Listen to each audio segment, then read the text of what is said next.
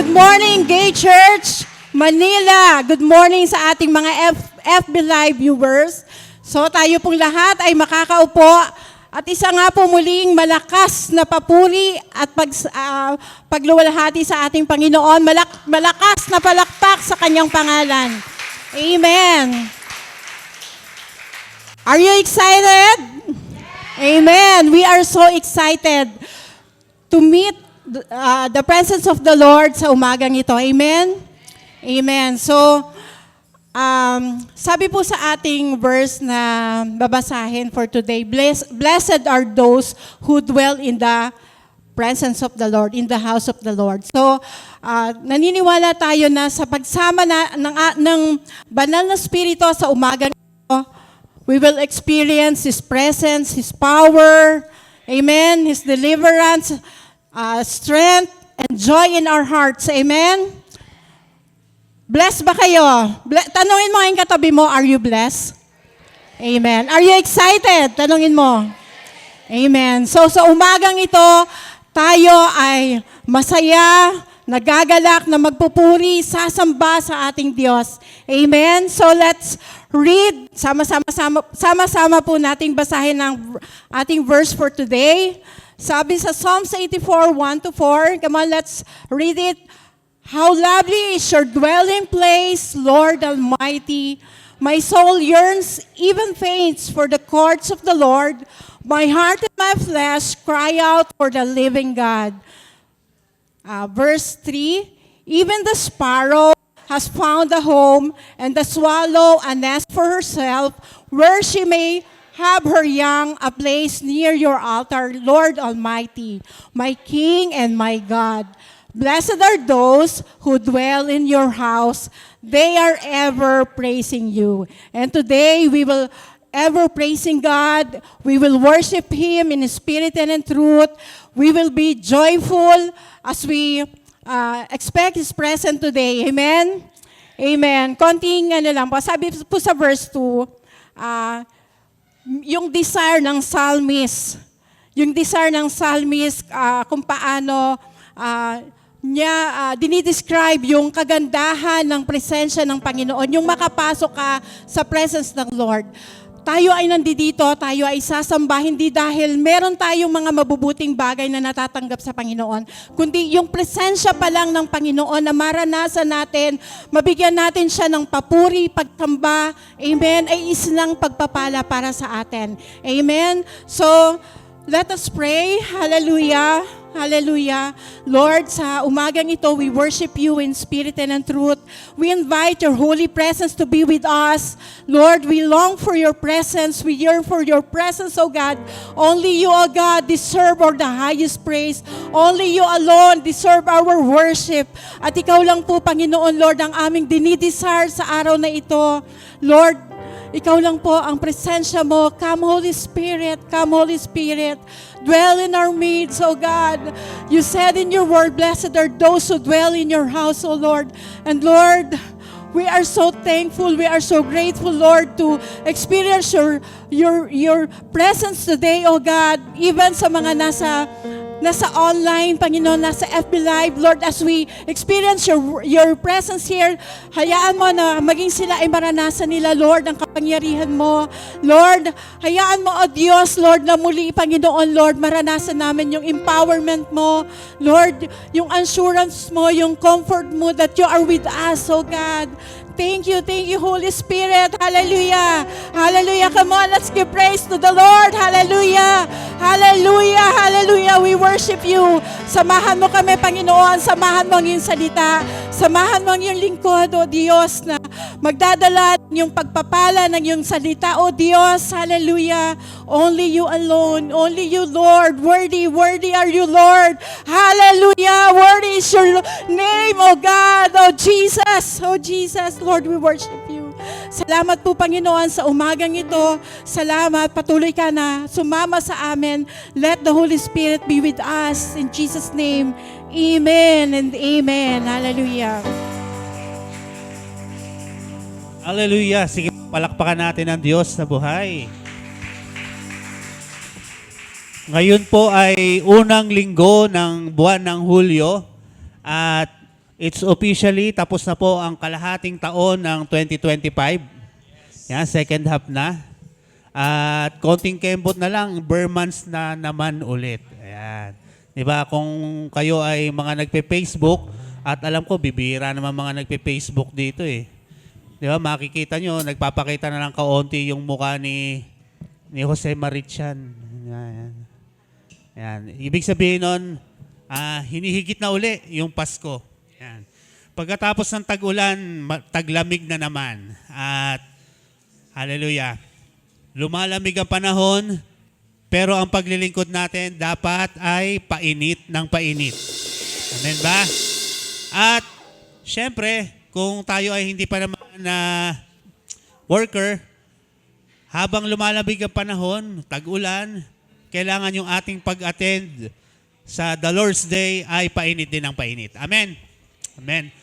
Hallelujah. At this morning, this week, sa aming mga journal ng mga worker, natapos po yung Psalm. Ang pinakadulong chapter ng Psalm ay chapter 150. Ayan. Tapos sinasabi doon na let everything that has breath praise the Lord. Ayan. Sabi doon yung may mga hininga. Ayan. Tingnan mo yung katabi mo, humihinga ba yan? Ayan. Hayaan nyo akong magsalita sa umagang ito. Meron akong gustong puntuhin. Ay, nawawala. Ayan. Na ang pagpupuri sa Diyos ay para lang sa mga buhay. Amen? Amen ba? Amen? Yun po yung sinasabi ng salita ng Diyos, para sa mga buhay. Kaya yung mga nagtataas ng kamay, umaawit, pumapalakpak, yun ay indicator na siya ay buhay. Ayan. Amen? Alam naman natin na mayroong spiritual na side yung patay, di ba? Dahil ang Diyos ang dahilan kung ba't tayo nabuhay. Amen? Amen ba? Ayan. Para kayong mga patay. Walang reaksyon? Wala. Oh, ingay lang yung kabila. Ingay. Ingay. Ayan. Pero ang gusto kong puntahin, kasi nagbibuild tayo ng kultura. Ano yung kultura? Na kapag ka sumasamba,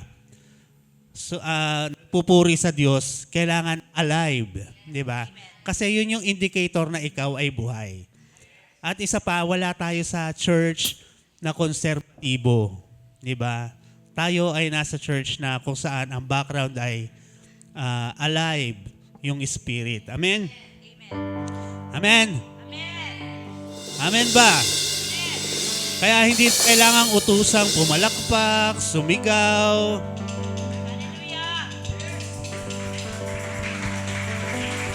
Hallelujah! Sumigaw ng hallelujah. Hindi na kailangan sabihan na sumigaw ng praise the Lord. Praise the Lord! Yun, mga ganon. Diba? Kalabitin mo yung katabi mo, magpuri tayo sa Panginoon, ha? Ayan. Tapos yung mga kabataan, ito yung linya nila Job. Ayan. Ayan, yung linya nyo, yung row nyo, pwede ko bang ma-invite dito kayo sa harapan kapag praise and worship dito kayo? Dito kayo. Sige na, yung mga kabataan. Yan, dito. Yan, dito sa harapan. Yan, pati yung kaila Adi. Adi, kapag halimbawa, praise and worship, alis kayo doon sa lugar nyo para maiba naman. Yan. Yes. Kung yung mga iba nating mga kasamahan nandito, kung kaya nyo pong umalis sa kinapepwestuhan nyo, may pangalan naman po yan. Pwede nyo balikan mamaya. Yan. Yan. What I'm doing is, binebreak ko lang yung, yung pagiging religious natin ngayong umagang ito. Yan. Para maiba. Yan. Yan. Para, ayan. Ayun. Praise the Lord. Yan. Yan. Sige. Move forward. Yung, kung kaya nyo po, ayan, pwede. Ayan. Tayo po ay magpupuri sa Panginoon. Ibibigay natin ang ating the best para sa Diyos. Sige, Kian. Kung gusto mo, Kian, okay lang naman. Ayan. Ayan. Oh, yan ha. Magpupuri tayo sa Panginoon ha. Walang kulitan muna. Ha? Kapag ka mag-worship, dapat meron tayong paggalang sa Diyos. Amen? Amen? Amen. Hindi ko kayo pipilitin na magsayaw o ano dyan. Basta, I pray na nasa harapan kayo, kayo yung unang makaranas ng presensya ng Diyos. Amen. Hallelujah. Sige, palakpakan po natin ang Diyos na buhay.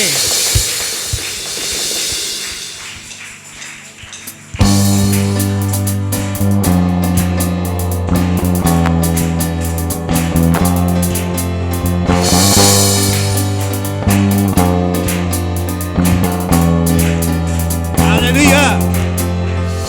Oh dear God, we ask for your favor. Come and sweep through this place. Oh, we desire you. I just want to be with you, be where you are. Dwell in your presence, oh God. Oh, I want to walk with you. And I will climb this mountain. And I step off the shore. And I have chosen to follow and be by your side forevermore. Somebody shout hallelujah. Hallelujah. Oh dear God, we ask for your favor. Come and sweep through this place. Oh, we desire you. I just want to be with you, be where you are. Dwell in your presence, oh God. Oh, I want to walk with you. And I will climb this mountain.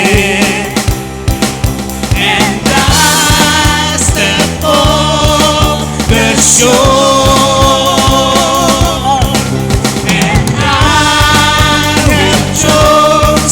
To follow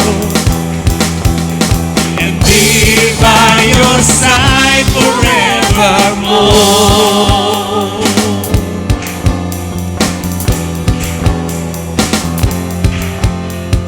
Tell me what you want me to do, Lord God. Tell me what you want for my life. It's yours, oh God, it's yours. Do your will, have your way. Be Lord God in this place. Oh, I want your will to be done. And I will climb this mountain. And I step off the shore. And I have chosen to follow and be by your side forevermore.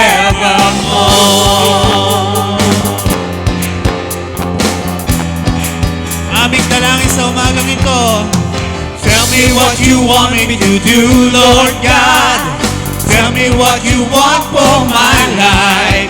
It's yours, oh God, it's yours.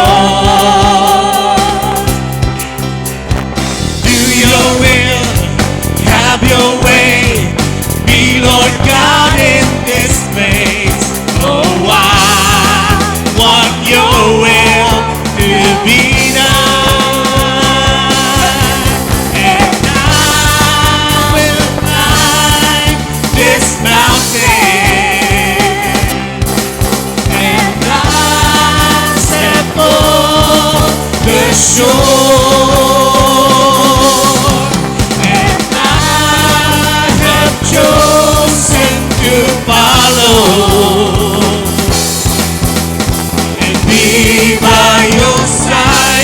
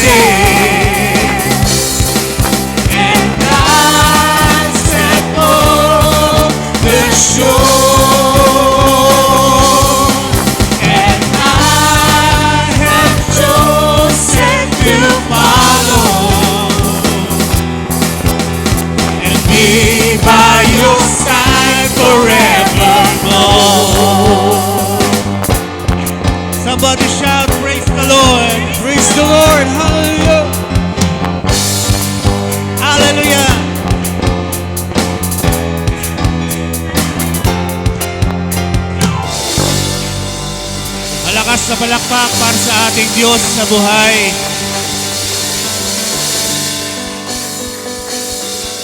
Hallelujah. As we will sing for the Lord today, once again, dyan lang kayo sa pwesto niyo. Yan. I invite you na mag-worship tayo in reverence with God. Alam niyo, nasanay kasi tayo sa mga churches na yung altar call ay every pagkatapos ng word. No, kahit sa umpisa pa lang, pwede kang lumapit at hindi kailangan ng invitation. The altar is always open sa pagsusuko ng buhay. Ang pagsusuko ng buhay is an act of worship. Worship, pag-aalay. Pag-aalay ng sarili.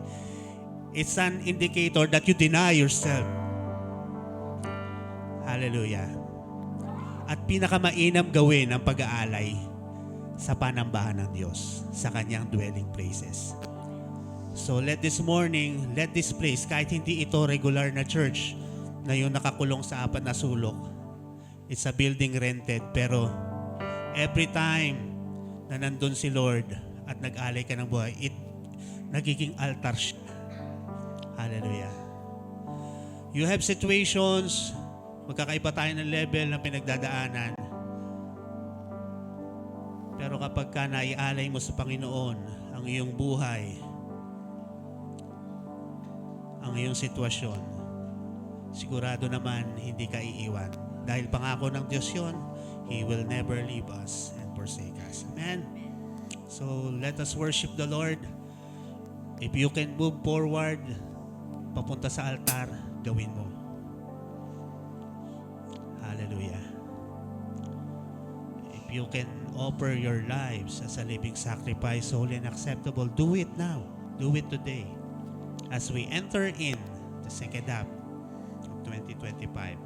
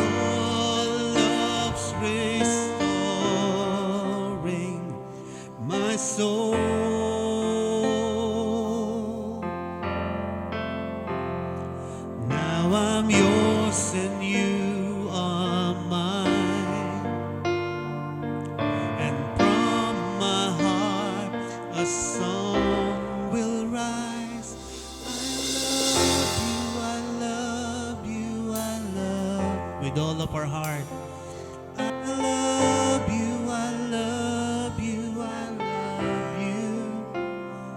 I love you, I love you, I love you. And my heart will follow wholly after you.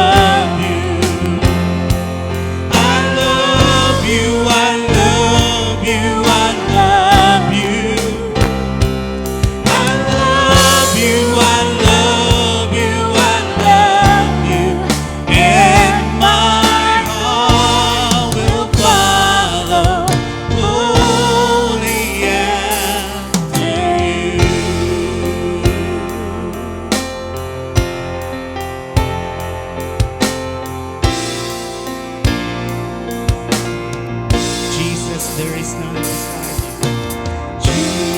Jesus, there is none beside you. Amen.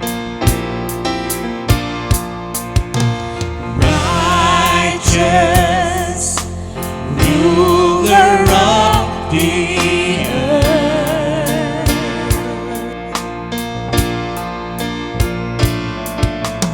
Nations will come and bow down.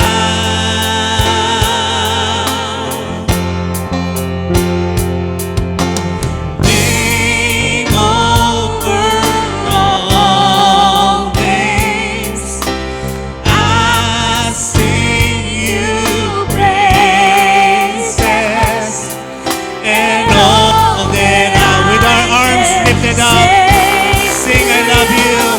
I love you, I love you, I love you. I love you, I love you, I love you. I love you, I love you, I love you. And my heart will follow wholly after you.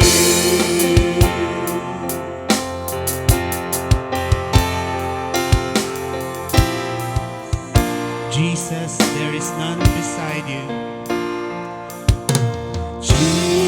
Jesus, there is none beside you.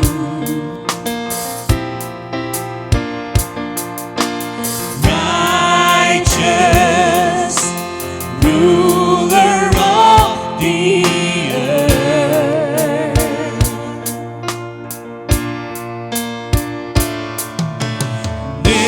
Nations will bow and bow down.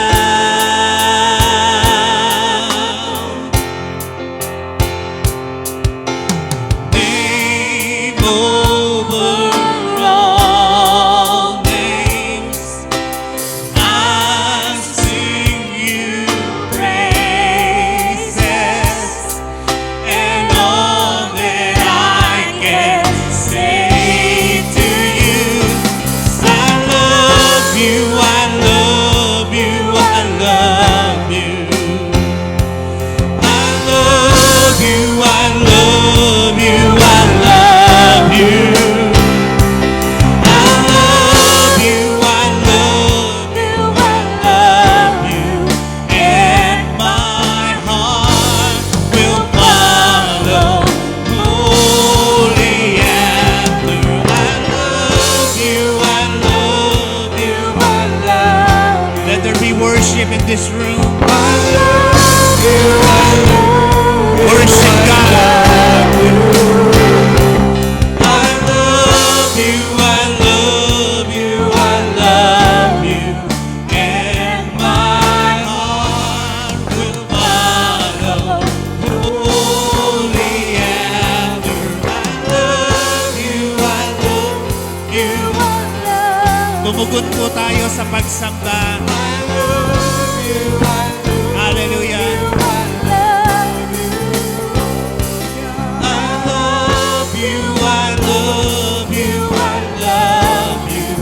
And my heart will follow wholly after you. Hallelujah. Tumugon po tayo sa pagsamba. Ang Diyos ay nakatingin sa atin. Hallelujah. Express natin yung ating pagmamahal sa pagsamba. Hallelujah. I love you, I love you, I love you. I love you, I love you, I love you. I love you, I love you, I love you. And my heart will follow. Come on, lift up your hands. Holy after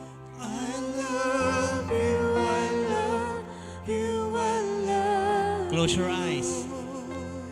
I love you, I love you, I love you. I love you, I Let there be worshipers in this place. and my heart will follow. Express your love. I love you, I love you, I love you. Come on, worship Him. I love you, I love you, I love you.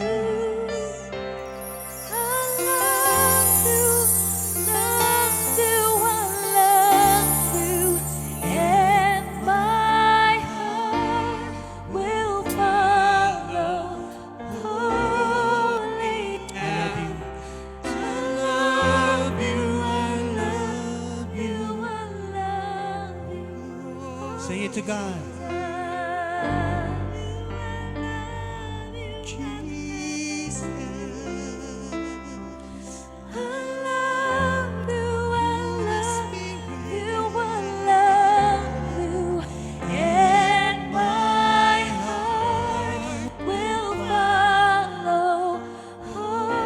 Worship Him, worship Him. Ganyan nga, ganyan. Pagpatuloy mo lang. Ganyan nga, Aubrey. Worship Him, Aubrey.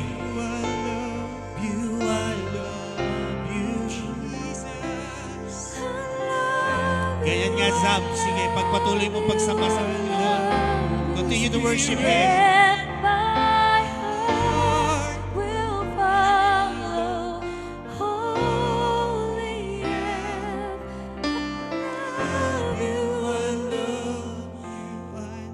Sambahin mo siya, kabataan. I love you, I love Jesus. I love you, I love you,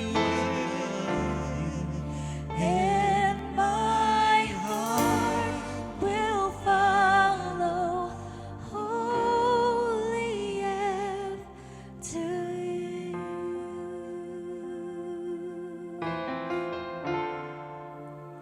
And My heart will follow.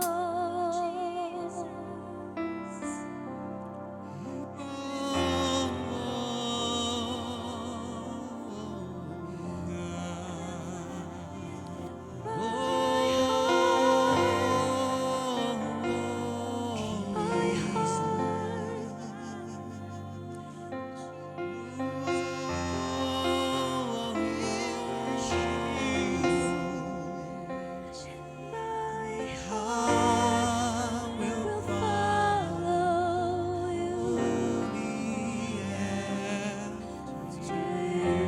worship Him, worship Him. Follow you.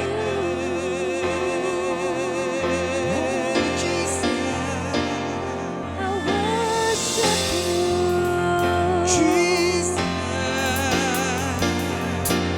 I give you praise.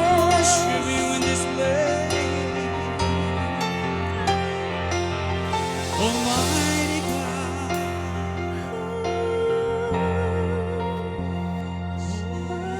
Love you, I love you, I love you, I love you, I love I love you, Jesus. Haranahin natin ang Diyos. You, I love you, and my heart will follow wholly after you. Love you, I love you. Love you, Jesus. I love you, I love you, I love you.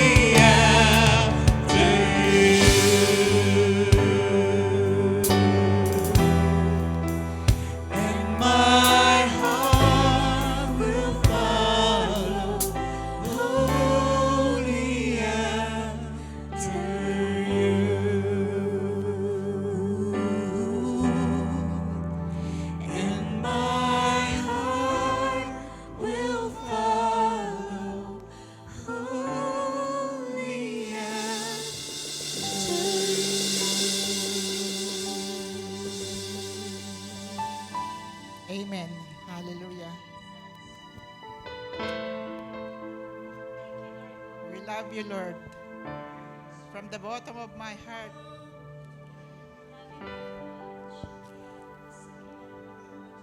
We love you, Lord. We love you, Jesus. We love you, Holy Spirit. Sige, sabihin ninyo mula sa inyong puso. Sabihin mo sa Panginoon, I love you, Lord. I love you, Lord. Hallelujah. Huwag kang mahiya. Sabihin mo yan. Sabihin mo sa Panginoon yan. Makikita ng Diyos kung ano ang laman ng puso natin. Makikita ng Diyos kung gaano mo siya kamahal. Sa pamamagitan ng pagsambit ng iyong mga labi.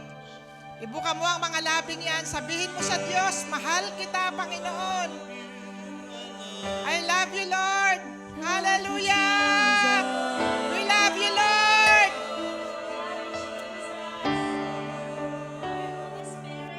Panginoon, ikaw ang Diyos na nagmahal sa amin ng sobra, Panginoon.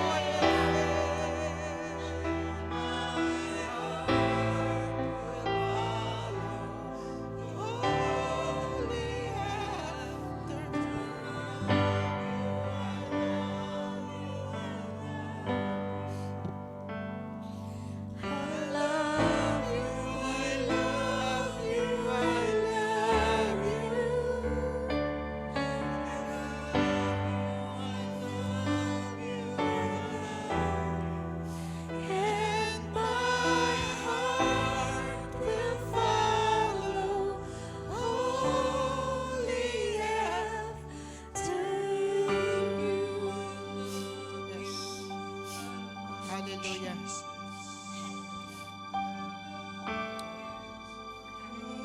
Sabihin mo sa Panginoon, kung ang laman ng puso mo ay pagmamahal,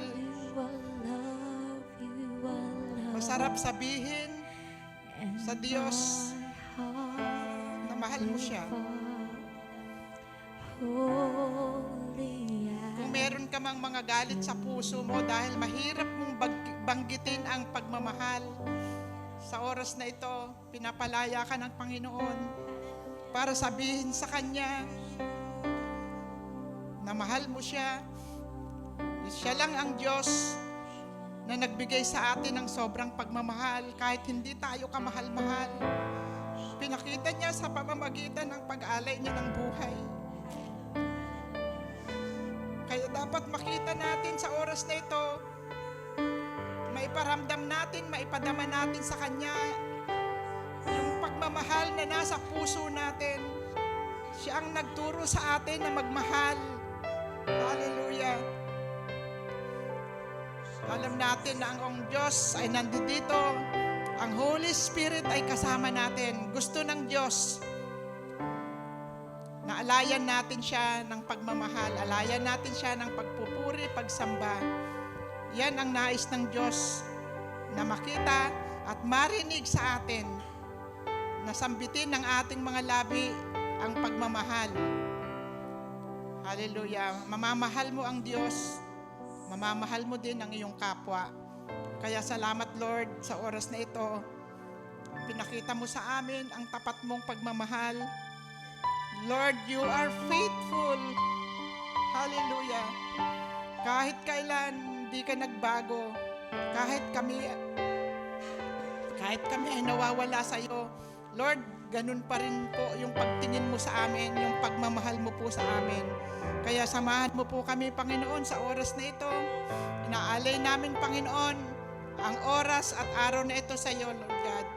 Dahil alam namin, kasama namin ang banal na Espiritu sa lugar na ito. Hallelujah. Salamat, Lord. Even, Lord, yung mga nasa kanilang mga tahanan, iparanas mo, Panginoon, yung presensya mo. Lord, hindi lang dito sa lugar na ito. Alam namin na ang presensya mo ay patuloy na nagmi-minister, Lord God, sa bawat puso namin. Kaya naman, Lord, maraming salamat po. Ikaw ang maitaas, ikaw ang mapapurihan at mabigyan ng parangal. Hallelujah. Oh, I love you, Lord. I love you, Jesus. I love you, Holy Spirit. Have your way, Holy Spirit. Have your way. Hallelujah. Thank you, Lord. Thank you, Jesus. Thank you, Holy Spirit.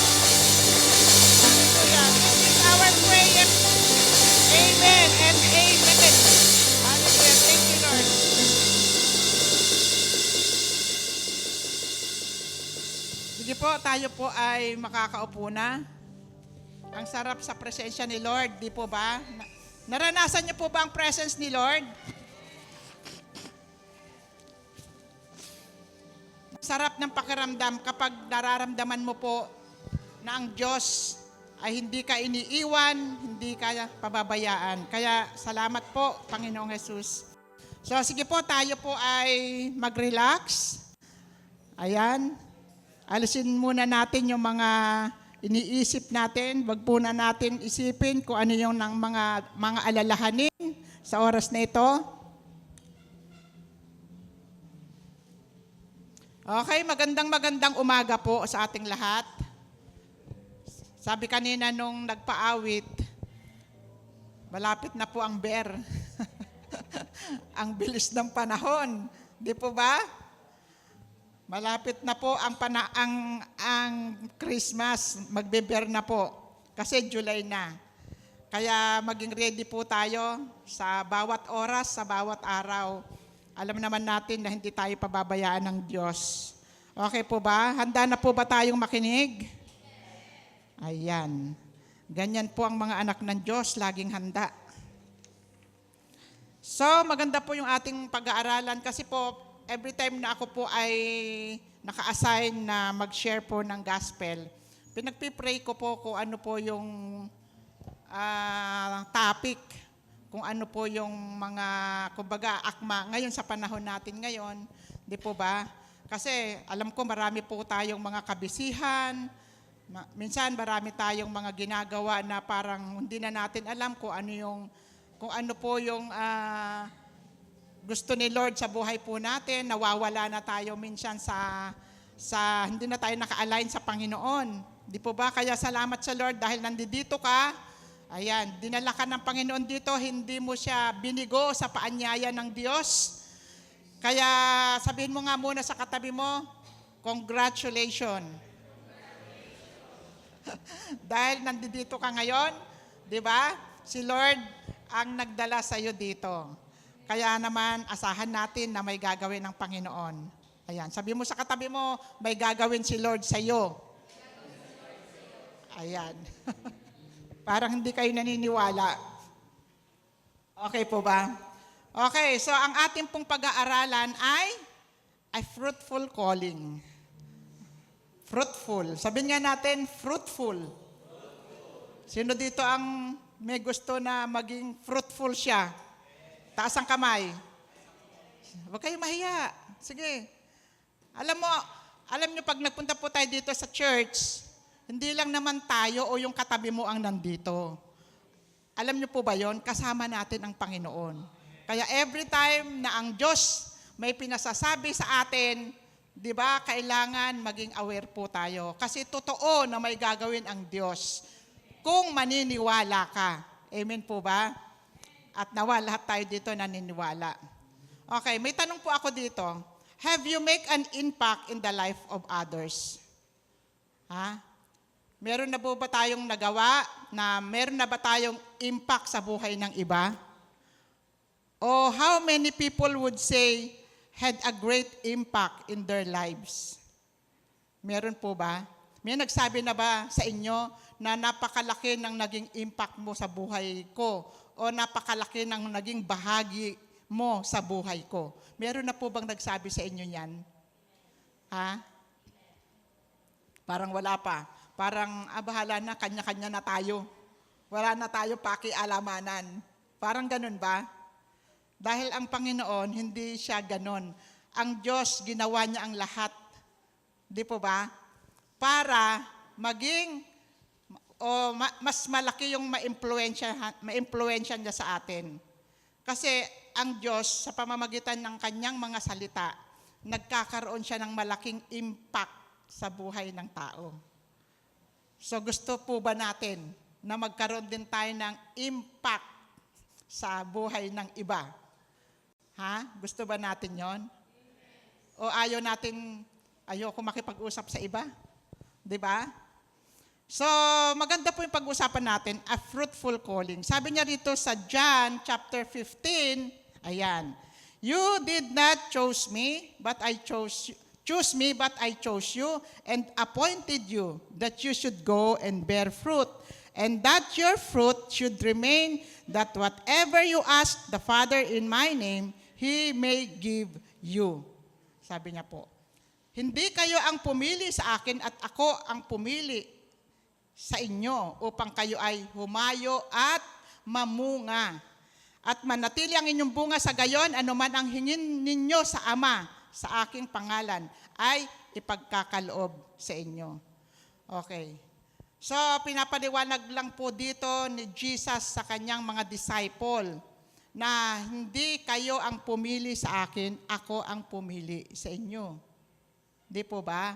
Kaya yung katabi mo, pinili kayo ng Panginoon kung bakit nandito po tayo.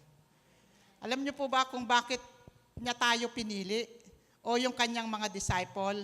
Para daw po merong specific purpose para daw sa pagbibear ng fruit. Fruit that will last. Magbunga daw ito ng pangmatagalan. Ayaw natin kasi na meron tayong mga bunga, pero ngayon lang tong season lang na to. 'Di ba?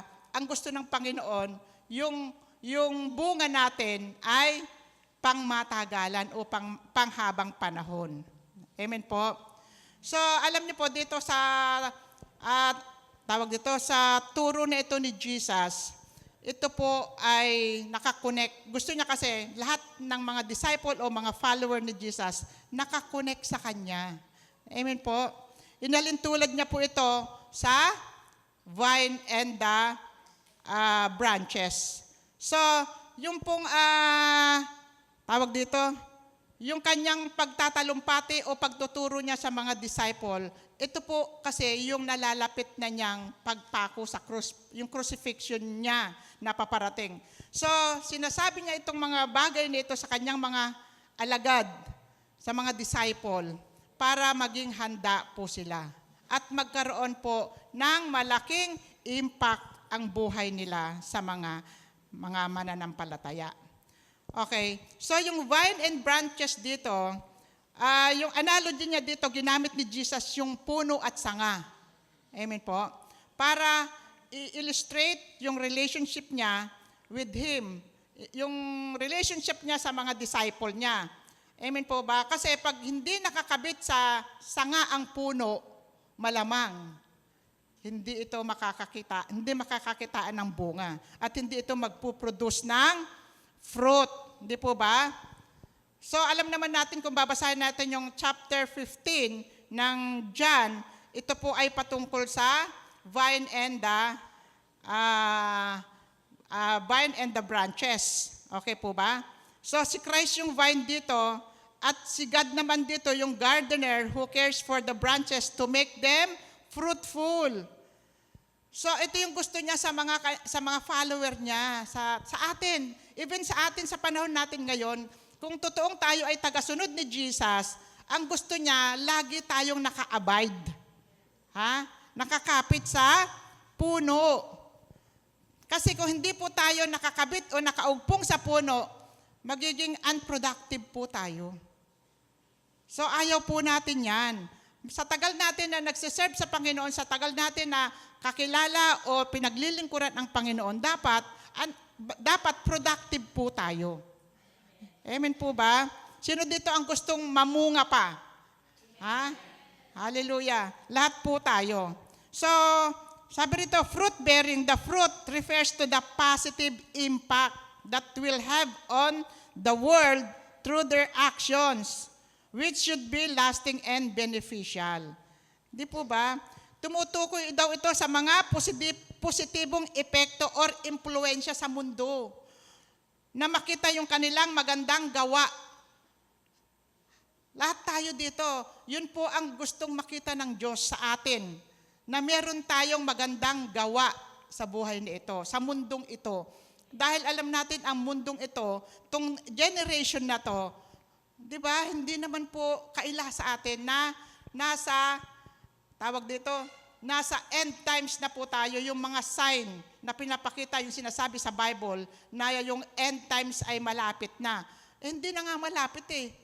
Talagang eto na. Di po ba? pagbabasahin po natin yung Matthew chapter 24, yung pagbabasa natin doon, para hindi na siya story, kwento na nangyayari. Dahil ito na, nangyayari na. Sa Matthew chapter 24, sabi doon, rumors and war ay magaganap. Mga apostles, prophet ay lalabas at marami. Di po ba? Maraming mag-aangkin na siya ay Son of God. Yun yung false prophet. Sino dito ang Son of God? Huwag kang magtaas ng kamay. Ha? Baka mamaya ma-rapture ka dito. Di po ba? Kaya yung sinasabi ng chapter 24, nakikita na po natin at nangyayari na. Hindi na siya parang pag binasa natin, kwento na lang o event na nangyayari. So ito na, nangyayari na po siya. Amen po. So sabi sa verse 16, I chose you and appointed you that you should go and bear fruit. Di po ba? And bear fruit so that you may be, number 1, useful. Di ba? Maging kagamit-gamit daw tayo. Ano pa? Pangalawa, purposeful. Kailangan may layunin po tayo. And fruitful. Yan. Mamunga. At ano pa? Impactful. And yung last, to be, sabi niya rito, you may be prayerful. Di ba? Kung meron po tayo nito, yung nabanggit dito, useful, purposeful, fruitful, impactful, and prayerful. Alam nyo, ihanda mo yung sarili mo. Talaga naman, aani ka at mamumunga ka ng sagana. Amen po. Palakpakan nga natin ng Panginoon. Hindi lang pang-eternal, pati external. Parehong magbubunga loob at labas ng buhay po natin. Minsan kasi, ang gusto lang natin, mamumunga lang tayo saan? Sa mga bagay-bagay, sa mga material na bagay. Di po ba? Sasabihin ko sa inyo, kahit marami ka pang pera, maganda ang trabaho mo, ma-impluensya kang tao, pero pag wala ka namang bunga, wala ka nito, sorry na lang po. Kasi ito po ang kailangan ng Panginoon para maipakita natin sa Kanya yung totoong bunga niya. Ano ba yung totoong bunga? Sabi niya rito sa Galatians 5, verse 22-23. Ito po ang nais na Diyos na makuha natin. Di po ba? Hindi sa mga material na bagay. Sabi niya rito, but the fruit of the Holy Spirit is love. Sino dito ang may pagmamahal? Yung inawit natin kanina, di ba? Pag pinuno mo yung puso mo ng pagmamahal, di ba? May bunga ka na pala. Kaya sabi ko nga kanina, di ba? Paulit-ulit, nililid tayo ni Lord. I love you, Lord. I love you, I love you, I love you. Kasi ang mga tao ngayon, ang hirap sabihin niya yung I love you. Ma, I love you. May narinig ka bang ganon? Meron siguro, pero mabibilang. Di ba? Hindi na ako mahal ni Mama, hindi ko na rin siya mahal. Di pa ba? So, ito po, fruit of the Holy Spirit, love, joy. Yan. Tingnan ko nga yung mga ngiti, totoong joy ba yan? O dito lang yan sa church. Pag uwi, nakasimangot na. Ano ba yan? Dumating na ako't lahat, wala pang ulam. So, nawawala yung joy. Ano pa? Peace, kapayapaan, patience, kindness, goodness, faithfulness, gentleness, and self-control. Amen po. So, gusto po natin, dapat po i-desire natin na magkaroon tayo nitong bunga na ito. Bunga ng banal na espiritu. Para daw tayo ay lumago. Lumago ng lumago. Ayan. Kaya alam niyo po, ang gusto ng Diyos na makita sa atin, lagi tayong naka-abide sa vine. Di po ba? So, para makita natin at makilala pa natin ng lubusan ang Panginoon. Alam niyo po ba, madali namang gawin ito eh. Sumunod lang sa kanyang mga salita. Then, imitate Him. Tularan natin siya. Maging Christ-likeness tayo. Para makita yung bunga sa atin. Hindi yung bunga na kung saan, alam mo yun, maganda yung trabaho ko, stable yung trabaho ko. Pagdating ng panahon, hindi na ako mawawalan. Di ba? Sa tingin ninyo, namunga ba? Oo naman, maganda yan. Hindi naman natin talaga yan binabaliwala yung kasipagan natin, magkaroon tayo ng mga properties, mga investment. Pero ang hinihingi ng Diyos na bunga is yung fruit of the Holy Spirit. Di po ba? Kasi nagmamanifest ito sa buhay natin. At magkakaroon ito ng malaking kaganapan sa pagwawagi ng kaluluwa. Ang produkto po natin dito sa church, alam niyo po ba kung ano yung product natin sa church? Ha? Salvation. Yun po ang product ng church. Yun ang gusto ng Panginoon, salvation. Sabi niya po rito sa Colossians 2, verse 6 to 9, As you therefore have received Christ, Jesus the Lord, so walk in Him, rooted and built up in Him and established in the faith, as you have been taught, abounding in it with thanksgiving. Rooted and built up. Diba? Pag tinanggap natin ang Panginoon, na si Jesus, ayan, mamuhay daw tayo na sa paraang karapat-dapat. Kasi pag tinanggap natin si Jesus, eto na yung pasimula. Di po ba? Huwag lang tayong sa una, tinanggap natin, after 1 week, 1 month, wala na tayo. Di po ba? Amen po ba? Kaya hindi tayo nakakapanatili, hindi tayo nananatili sa puno. Okay. Sabi dito, kailangan daw nakasalig daw ang ating buhay para ito daw ay maging matibay. Ha? Sino dito ang matibay? Sino dito ang maraming problema pero hindi bumabagsak, kaya ko pa? Ha? Meron namang ganong mga tao, ano? Kung nakasalig ang pananampalataya mo o nakasalig ang buhay mo sa Panginoon.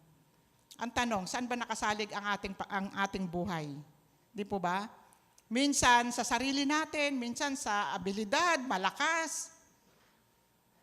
So marami pong tao ang madaling bumagsak dahil hindi siya matatag. Di po ba? Sabi dito sa quotation po, dito sa na-research ko, sabi niya po dito, the fruits of life can only grow when your roots are implanted or implanted well. Being grounded is the key to being fruitful.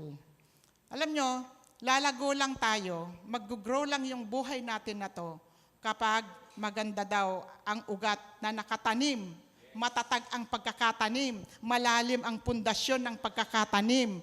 Dahil yung ugat na to, ito ang nagbibigay ng sustansya. Di po ba?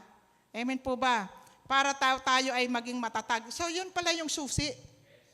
Di po ba? Para daw tayo ay maging successful or maging mabunga yung buhay natin. Ang susi pala ay yung malalim ang pagkakatanim. Di ba? Katulad ngayon, tag-ulan. Pag malalim ang pagkakatanim mo sa mga tinanim mo, kahit anong ulan, di ba? Hindi siya agad namamatay. Bagkus mas lalong tumitibay kasi malalim ang pagkakatanim.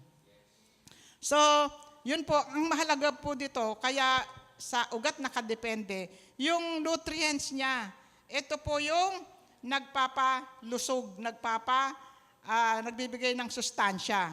Di po ba? So, yun, sabi po rito sa Psalm chapter 1, verse 3, that person is like a tree planted by streams of water, which yields in fruits in season, and whose leaf does not wither, whatever they do prosper. Di ba? Kung sabi niya rito, ang katulad daw ng isang punong kahoy sa batisan, sariwa daw ang dahon at laging namumunga sa kapanahunan.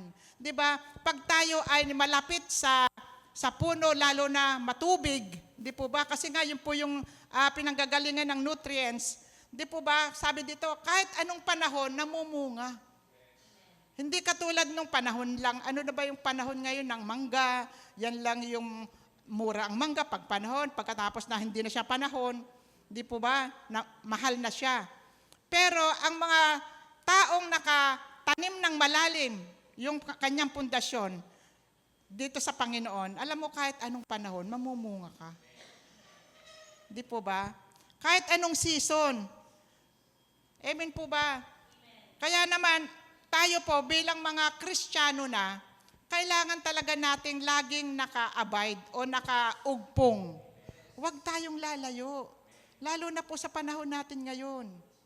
Di ba? Sa tingin mo ngayon okay ka pa. Dahil hindi ka pa naapektuhan ng bagyo, hindi ka naapektuhan ng lindol, hindi ka naapektuhan ng mga sunog. Alam niyo po ba, pag ito pong mga bagay na ito ay dumating sa atin, alam niyo, dito tayo matetest kung tayo ay bibigay. Kasi makikita na, alam niyo, makikita na hindi nag-ooperate sa buhay natin yung fruit of the Holy Spirit. Di po ba? Makita natin kasi ang Holy Spirit, napaka-importante sa buhay natin. Ito po alam niyo po nung nakinig kami, nag-attend po kami sa Cuneta, alam niyo po, grabe ang kapuspusan sa Cuneta Astrodome. So about, ang team po nila, activate, come Holy Spirit. Alam ko, yung Holy Spirit parang hindi natin masyadong kilala. Ano? Yung Holy Spirit minsan, ginagawa lang natin siyang, alam mo yon, yung oil, di ba? Dab. Yan kasi nagsisimbolo ng Holy Spirit eh. Hindi siya electricity, hindi siya hangin, wind. So in-explain dito, ang Holy Spirit is God. He is a person. He guides you. He teach you. Yan po ang gampanin ng Holy Spirit. Kaya hindi pwedeng mag-operate ang Holy Spirit sa buhay ng isang tao na malalim ang kanyang pagka-ugat o nakaugat sa puno. Walang iba kundi ang Panginoon. Pag nakatanim tayo ng malalim sa pundasyon ng Holy Spirit, kahit anong war, nagpapalitan na ng mga atomic bomb, mga kung ano-anong mga missiles, okay, mababahala ka pero iko-comfort ka ng Panginoon. Hindi po ba? Kasi kasama mo ang banal na Espiritu. Kaya kailangan nating maintindihan, bilang Kristiyano, ang paniniwala natin ay si Jesus ay namatay at muling nabuhay. Di ba? After ng kanyang resurrection, meron siyang promise sa atin na ibibigay niya sa atin ang Holy Spirit. Kaya hindi tayo dapat malungkot, ay naku, wala na si Lord. Umakyat na sa langit, nasa trono na niya. Paano na tayo? Paano na ako?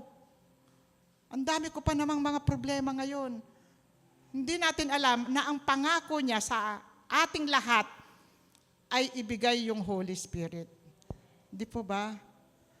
Kaya kailangan po natin itong pag-aralan mabuti o kilalanin mabuti kung sino at ano ang gampanin ng banal na Espiritu sa buhay po natin. Hallelujah. So ang kahulugan po nito na si Jesus ay namatay at muling nabuhay, hindi lang ito historical event. Di po ba? Sabi rito, but a transformative act that provides forgiveness, restored relationship with God for those who accept it. Di po ba, nare-restore yung ating relationship sa Panginoon at nagkakaroon ng transformation yung buhay po natin. Na dati tayo ay masungit, tayo ay matapang, palaaway. Amen po ba? Pag tinanggap mo si Jesus at naka-abide ka sa Kanya, alam mo, magbabago yung buhay natin. Yung finances natin, kung sa tingin mo ngayon parang dapang-dapa ka, parang napakailap ng pera sa bulsa ko. Ba't parang ayaw tumatanggi ang pera sa bulsa ko, sa wallet ko? Hindi po ba? Amen po ba? Pero sa Diyos kasi, wala pong imposible sa Kanya. Basta magpakaugat tayo, magpakalalim tayo. Hindi lang yung Sunday event. Okay tayo. Spiritual tayo pag Sunday event. Pag every Sunday. Pero Monday to Saturday, ayan na. Diyan na tayo matetest.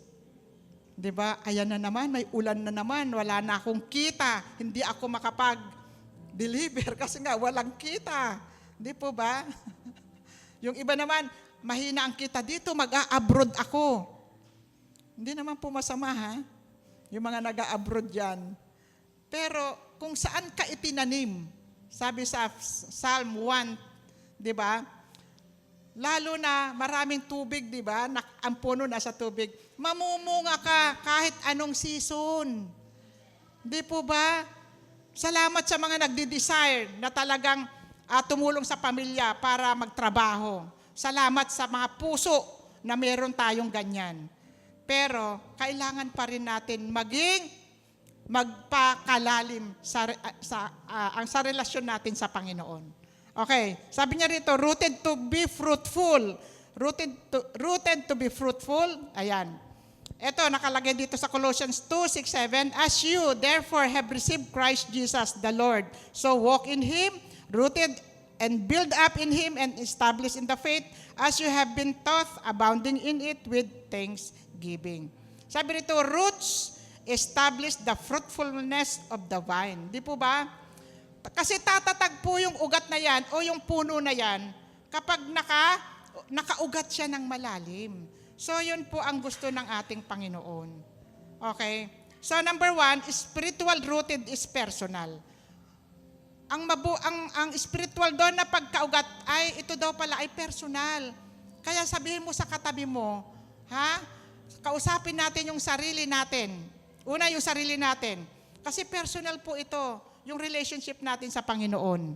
Di ba? Kaya kailangan maging rooted po tayo sa ating relasyon sa Panginoon. So sabi dito sa Jeremiah 17, verse 7-8, okay, blessed is the man who trusts in the Lord and whose hope is the Lord.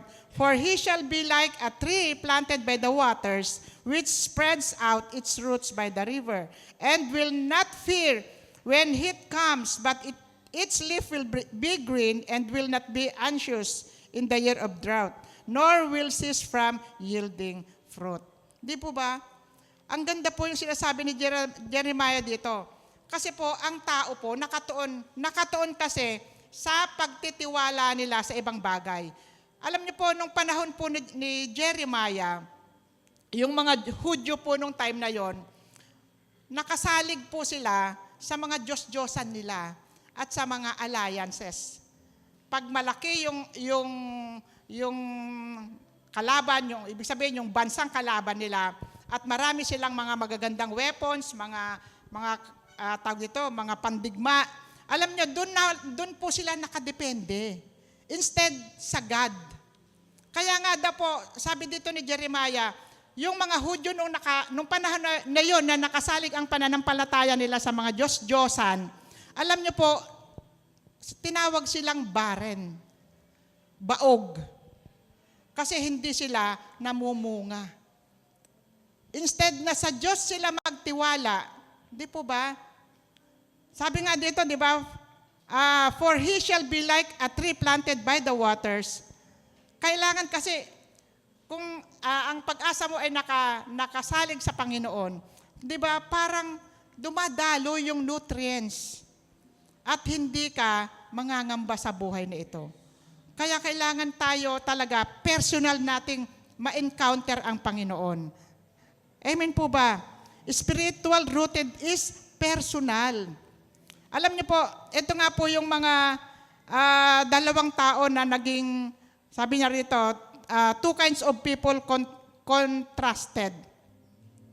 Yung mga nagtitiwala sa mga katulad niyang tao, di ba?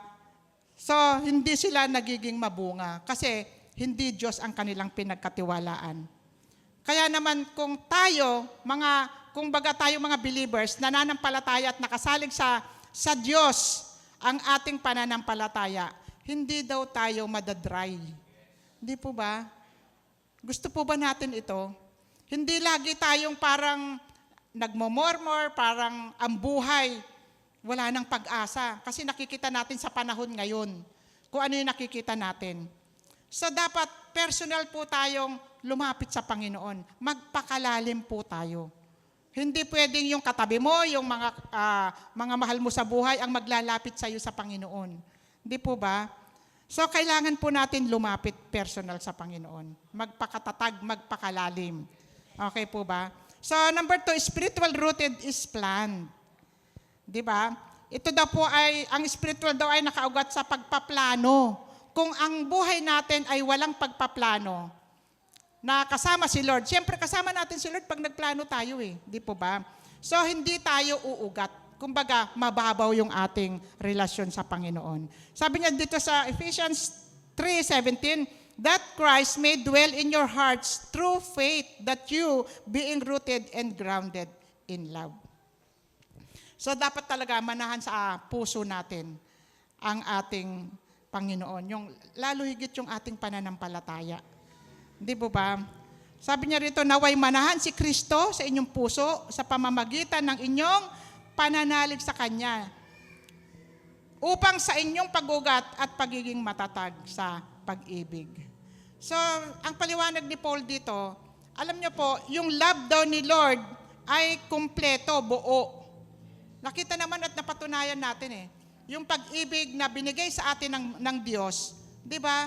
Pinlano ba ito ng Panginoon? Yes, pinlano ni Lord na tayo ay mahalin niya ng todo. Kaya nga siya ay pumayag si Lord na siya ay ihandog.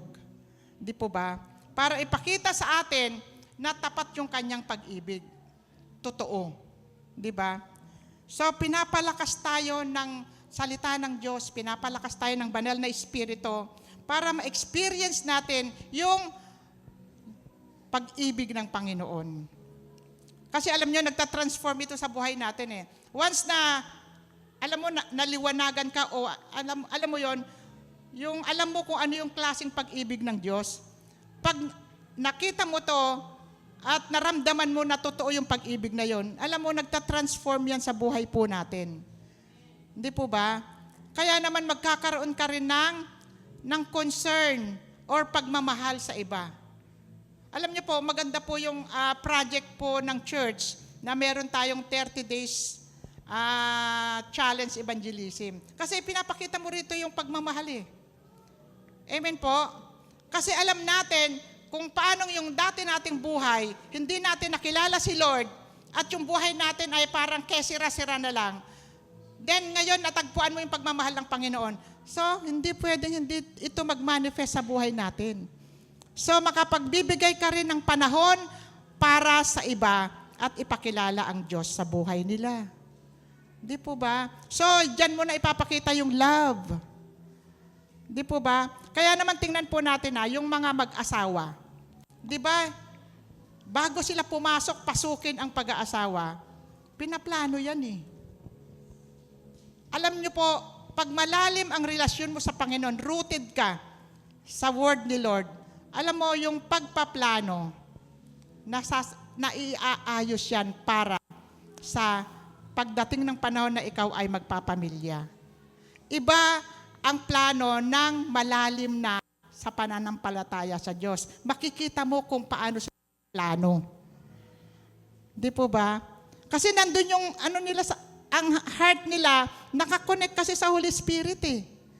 Di po ba? Bibigyan tayo ng wisdom ni Lord para sa mga plano natin sa buhay. Alam mo, nandoon yung pagsama niya. Huwag tayong bahala na. Di ba? Kaya naman maraming problemang dumarating sa buhay po natin kasi hindi natin naiayos. Kaya iba magplano ang malalim sa Panginoon o yung relasyon sa Panginoon. Palakpakan nga natin ang Panginoon. Hallelujah. Ayan. So, kailangan po natin ang pag-ibig ni Lord. Una, yung love. Kasi dito nakikita yung relationship sa Lord eh. Yung pag-ibig. Yung puso. Ayan. Kailangan natin ito bilang mga mananampalataya. At yung pangatlo, sabi rito, spiritual rooted is process. Isang proseso pala ito. Sabi niya sa Psalm 1:2 chapter 1 verse 2 to 3, ayan, but they delight in the law of the Lord, meditating on it day and night. They are like trees planted along the river bank, bearing fruit each season. Their leaves never wither, and they prosper in all they do. Di po ba? Ang ating pong relationship sa Lord, process din po ito. Katulad yung sinasabi dito sa Psalm, kapag ikaw ay nasa tabing batisan, alam mo, unti-unti, di ba, kasi katulad ngayon, tag-ulan, di ba? Pag tag-ulan, talaga naman sagana sa tubig. Kaya nakikita natin yung paglago ng mga puno, green ng green. Then after nun, meron ng sisibol na bulaklak. After ng bulaklak, magiging bunga na siya. Di po ba? Kasi sabi niya rito, nagme-meditate day and night. Di ba? Ano yung mini-meditate? Problema ba? Mini-meditate ba natin kung ano ba yung mangyayari sa atin? Kalimutan po natin yan. Ngayon, ang i-meditate po natin, Word of God. Para tayo daw ay magiging mabunga. Sabihin mo sa katabi mo, magiging mabunga ka.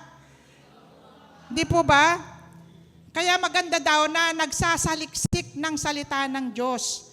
Nagbubungkal, naguhukay ng salita ng Diyos. Hindi lang tayo makontento sa pakikinig dito. Minsan kulang talaga. Hindi tayo sasariwa, magiging kuluntoy. Alam mo yon? Ano ba yun? Kuluntoy? Magiging tuyot. Yon, magiging dry. Sa English na lang, magiging dry. Pag wala tayong meditation ng Word of God, subukan mo na hindi ka magsimba, makarinig ng Word of God. Di po ba? Subukan mo lang. Ma-absorb mo lahat yung problema ng mundo. Kaya naman, pag hinanapan ka ng bunga, wala. Di ba ba? Walang pagbabago ang buhay. Ganito na lang palagi ang buhay. Yun at yun din, cycle lang na ganito, napakahirap ng buhay. So yun na yung lalabas sa bibig. Okay po ba? So sabi rito, the more we delight in obeying God, the more fruitful we are. Amen? Sabi rito, kapag nagagalak daw tayong sumunod sa Diyos, mas lalo daw tayong namumunga. Pero sa kabilang banda, pag tayo daw ay nakatuon sa gawa ng mundo, ayan, naapektuhan na yung isip natin, pati na ugali natin. Nahihiwalay na tayo sa Diyos. Di po ba?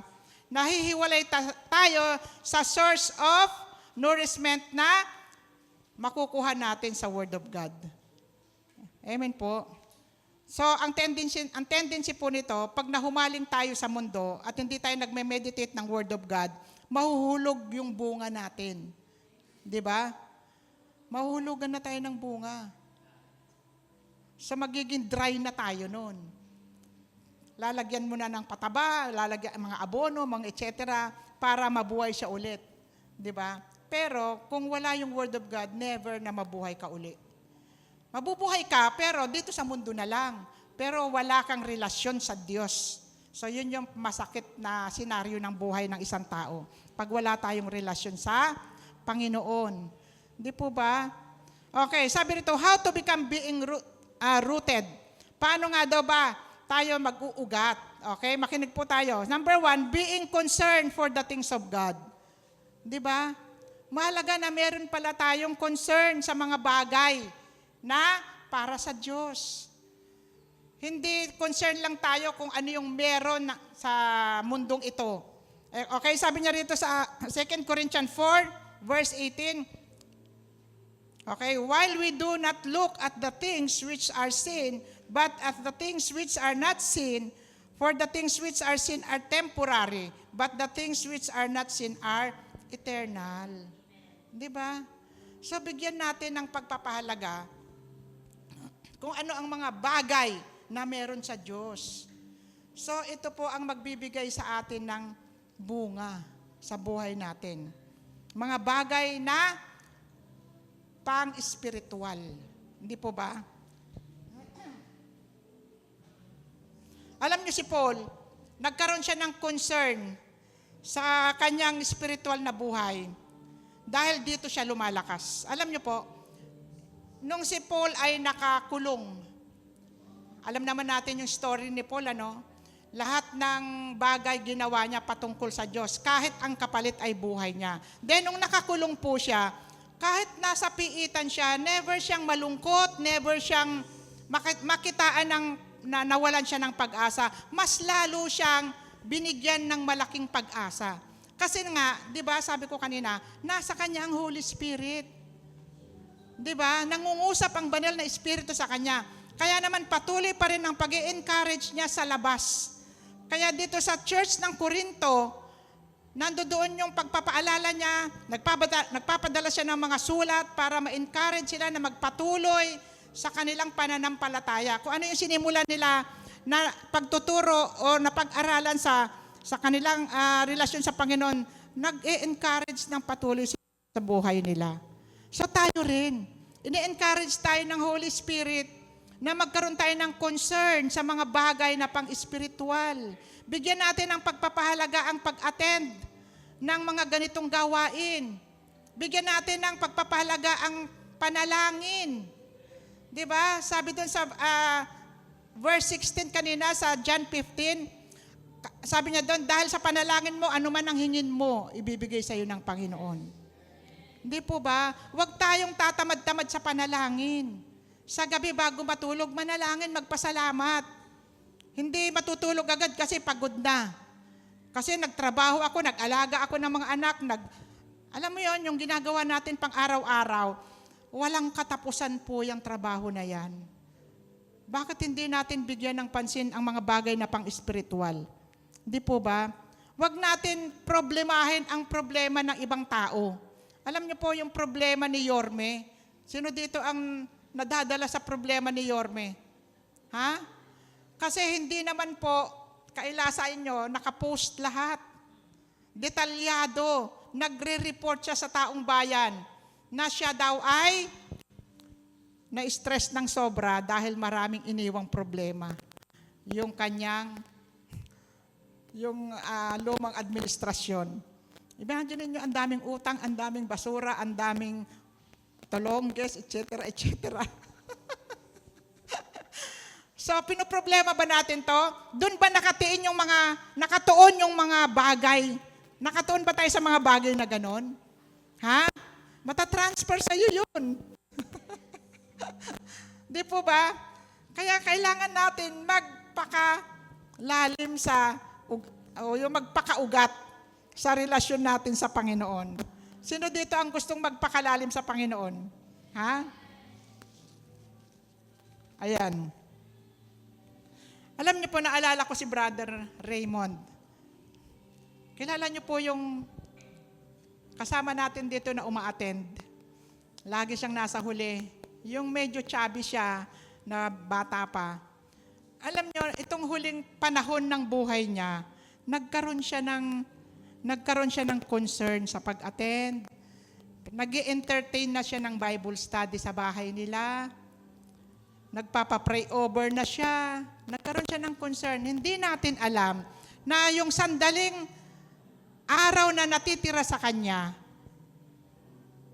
wala na siya, umuwi na kay Lord. 2 linggo na siyang hindi uma-attend, nakaupo dyan sa likod. So, inatake siya. Then, dinala sa heart center. Then, nag-undergo siya ng mga operation, ganyan-ganyan, etc. Alam niyo po, nakakausap na siya dati. Then, ang nangyari po, na-stroke siya ulit. Then, yun na po, natuluyan siya. Amen po ba? So, sino po ang nakakaalam ng buhay? Wala, di po ba? At the age of 47, kung hindi po ako nagkakamali, 47 lang siya. Nagkaroon siya dumating sa point sa buhay niya na nagkaroon siya ng concern about spiritual life. Di po ba? So, yun po ang dapat natin ngayon pakanasain, i-desire natin na magkaroon tayo ng concern sa mga spiritual na bagay. Di ba? Kasi, alam nyo, sabi rito, there is life after death, knowing that we will live forever with God in a place without sin and suffering. Di po ba? Merong life after death. Pinapakita po yan ng Revelation sa Bible. Meron pong buhay sa kabilang buhay. Di po ba? Kaya kailangan natin i-desire na magkaroon tayo ng mga concern sa mga bagay na pang-espiritual. Kasi ito lang naman talaga ang pwede nating gawin di ba? Mapapagod tayo sa mundo Mapapagod ka sa trabaho, mapapagod ka sa kung ano yung ginagamparan mo ngayon sa labas. Kaya mga kapatid, wag po nating baliwalain yung pagdalo ng gawain, pag-worship, pag-pray, di ba? Meron tayong mga small group, meron tayong mga gig o youth fellowship, meron tayong women's fellowship, di po ba? O di yung pong umattend sa GMRC. Ito po para sa couples.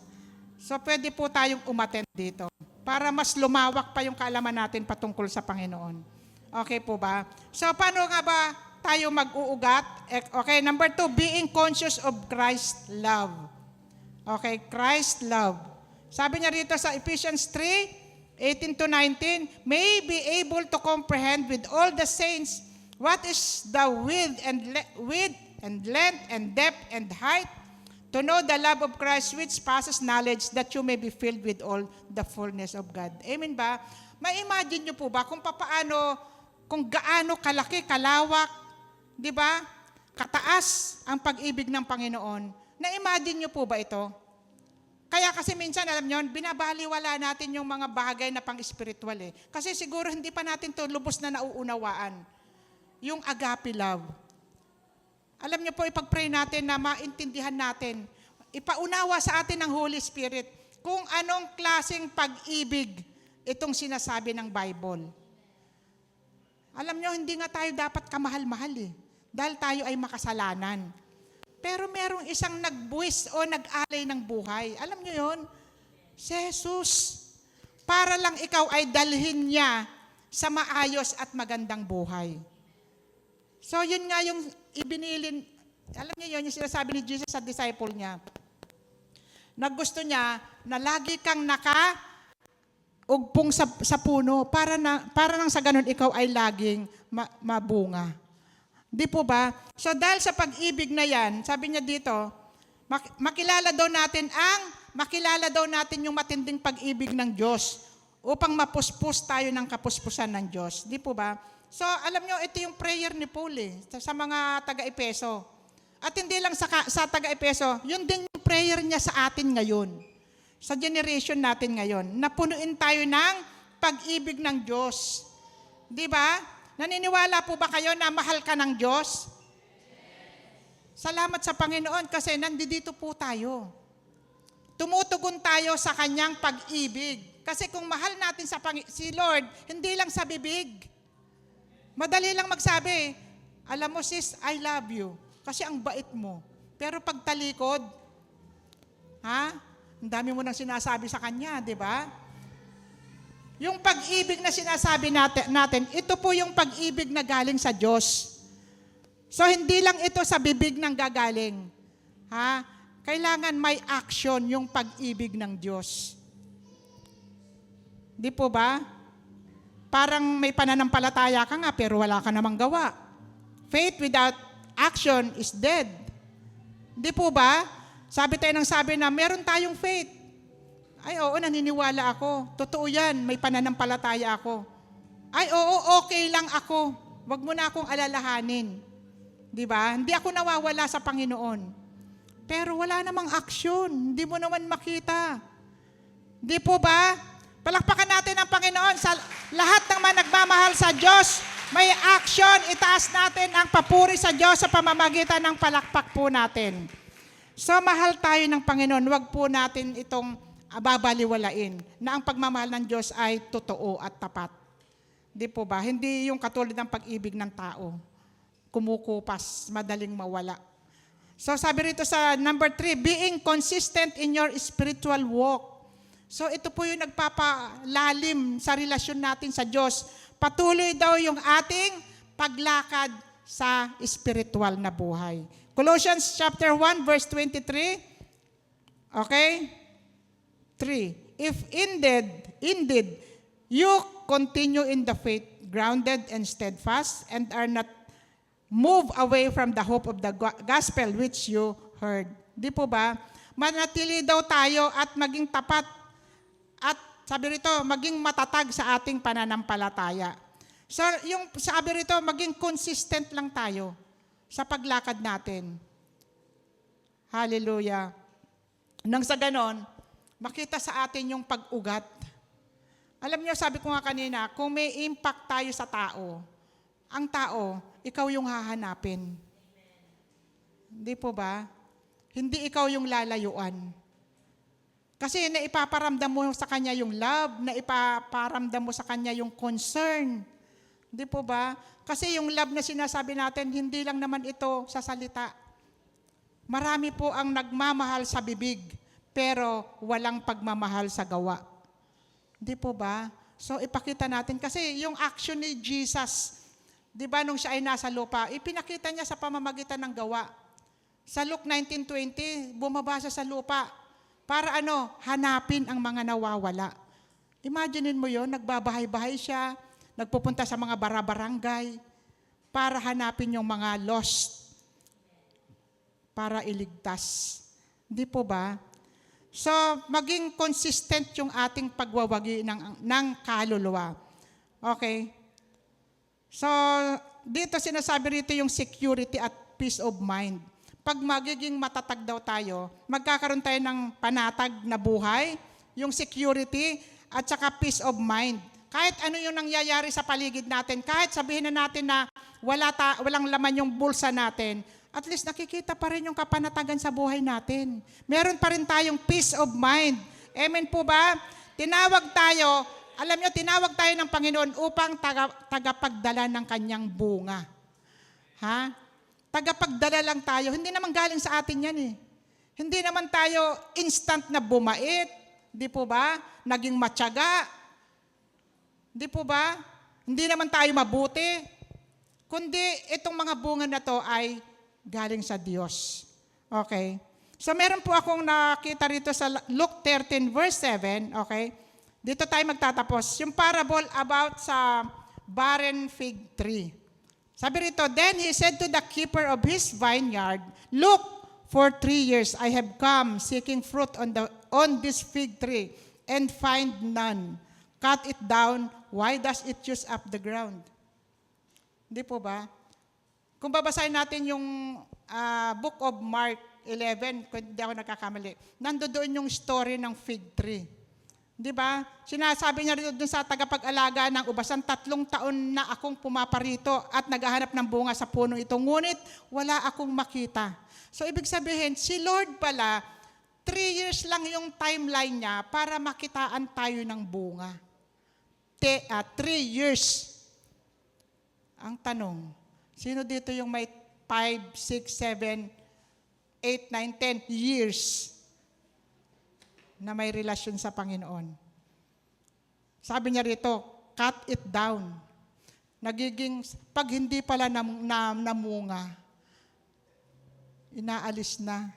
Intindi ni Jesus, no? Inaalis na.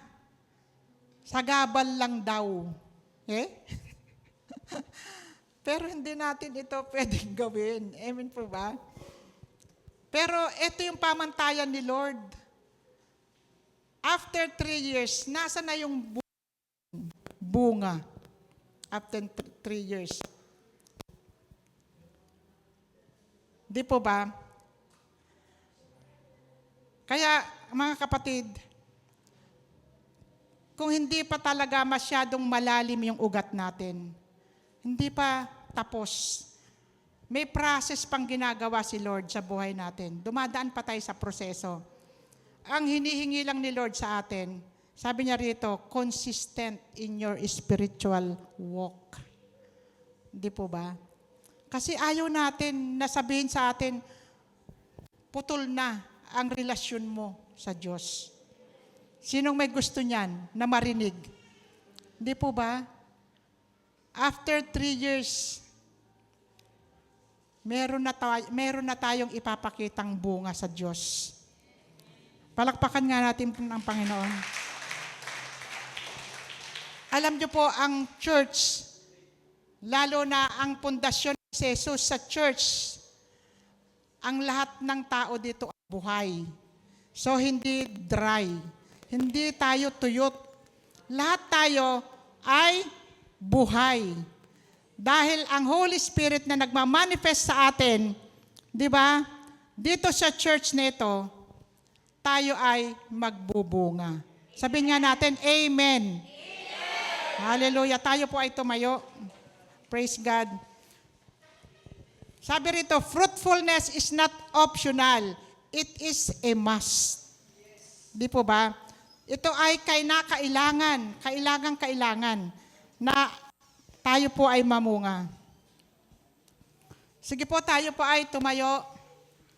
Alam ko marami po sa atin dito na nagdi-desire na talagang nandoon yung relationship niya sa Lord ay magpatuloy.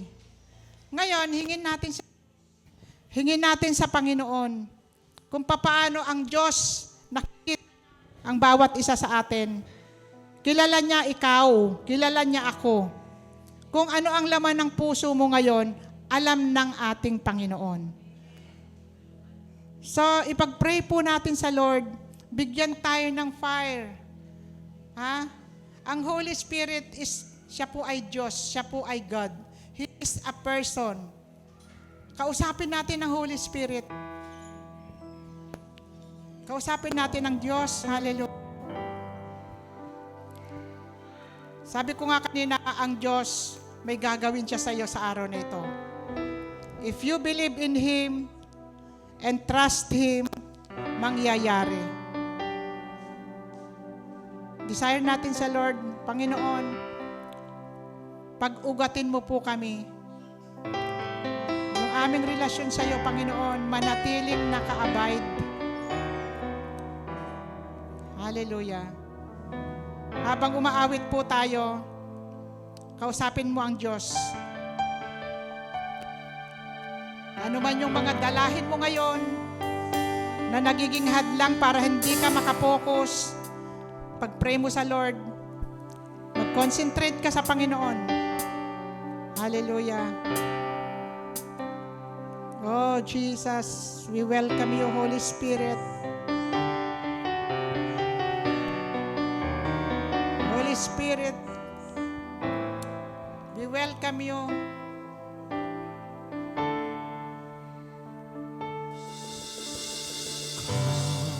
Hallelujah. Spirit, fall on me.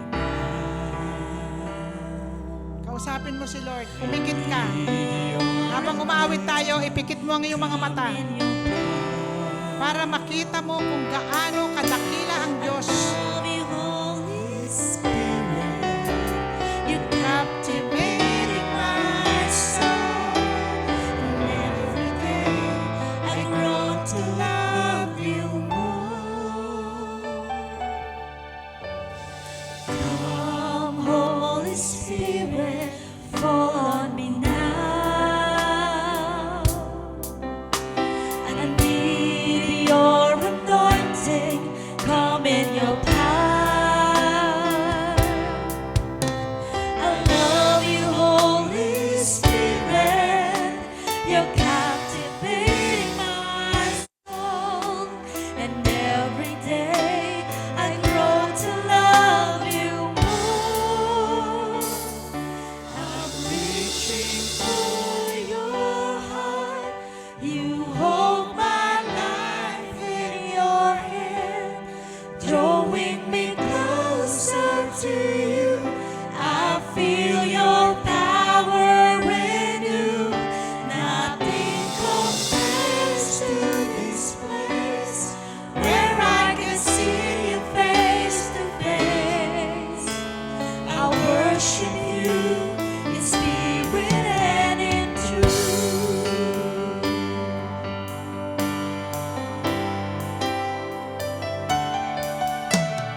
Come, Holy Spirit, fall on me now. I need your anointing. Come in your power. I love you,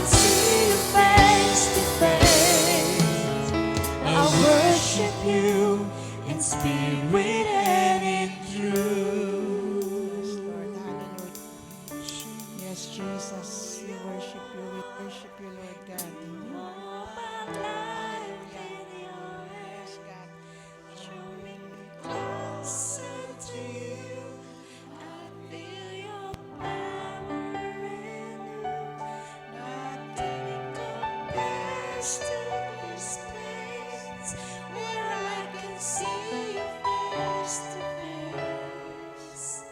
I'll worship you in spirit and in truth. Yes. Oh, hallelujah, Jesus. Alam po namin, Panginoon, na ang puso mo, Lord, walang tinitibok yan kundi kami. Kami ang tinitibok ng puso mo, Panginoon. At nais namin, Panginoon, na makasunod sa iyo. Lord, I pray in Jesus' name, patuloy mo kaming iugbong sa iyo, Lord. Ano man po yung mga nakakadistract sa buhay namin, Panginoon, alisin mo yan. Alisin mo ito, Panginoon. Gusto namin na patuloy kaming lumakad sa iyong kalooban, lumakad sa iyong katwiran, O God. In Jesus' name. Lord, dinidesire namin yung fruit, Lord God, yung fruit of the Holy Spirit na magiging, Lord, ito po yung magiging gabay ng buhay namin. I pray, Lord God, bigyan mo kami nito upang magamit mo ang buhay namin. Lord, hindi namin kayang gawin yung mga pinapagawa mo. Because, Lord, yung Holy Spirit na nananahan sa amin, yun po ang magmamanifest. Dalangin po namin ng bawat isa. Bigyan mo kami, Lord, ng agape love at ma-discern namin yung needs ng mga tao, Panginoon. Lord, gamitin mo ang bawat isa. Gamitin mo ang bawat isa na desire, Lord, na magpagamit sa iyo. Sa oras na ito, Lord God, ma-empower siya ng Holy Spirit. In Jesus' name, sa pangalan ni Jesus. Hallelujah. Lord, I pray sa bawat isa na nandito ngayon, yung faith nila, Lord God, sabi mo, kahit kasing liit lang ng butil ng mustasa, Lord God, kung meron kami ito, Lord, malaki ang impact nito sa aming kapaligiran. Malaki ang impact nito sa mga taong maghahanap sa iyo, Lord God. Lord, gamitin mo ang laming mga labi, Lord God, na mag-share ng gospel, Lord God. Makita sa amin yung bunga ng Holy Spirit, Lord God, in the name of Jesus. Oh, hallelujah. Yes, Jesus. Ano man po yung mga nasa puso nila ngayon, minsan may mga struggle sa buhay. Kina-cancel namin ito in the name of Jesus. Namin lahat ng mga hadlang, lahat ng mga sa kanilang mga puso para hindi sila makamove on, Lord God.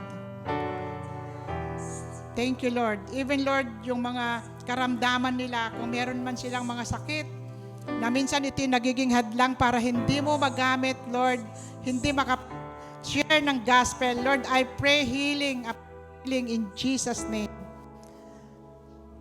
I pray, Lord God, na ng mga kung ano yung mga pinagdadaanan nila, problema sa pamilya, problema sa relationship, sa personal nila, Panginoon, even sa health nila. Lord, ikaw po ang Diyos na makapangyarihan, na nagbibigay, Panginoon, ng kagalingan, nagbibigay ng tagumpay, Panginoon, sa mga bagay na pinagdadaanan nila in Jesus' name. Lord, wag itong maging hadlang para hindi sila makapagtuloy sa kanilang Christian na buhay, Lord God. Huwag itong maging hadlang sa pangalan ni Jesus. Salamat, Panginoon. Salamat sa banal na Espiritu na kung saan binisita kami sa umagang ito, Lord God. We appreciate you, Holy Spirit. We love you, Lord. Mahal ka namin, Panginoon.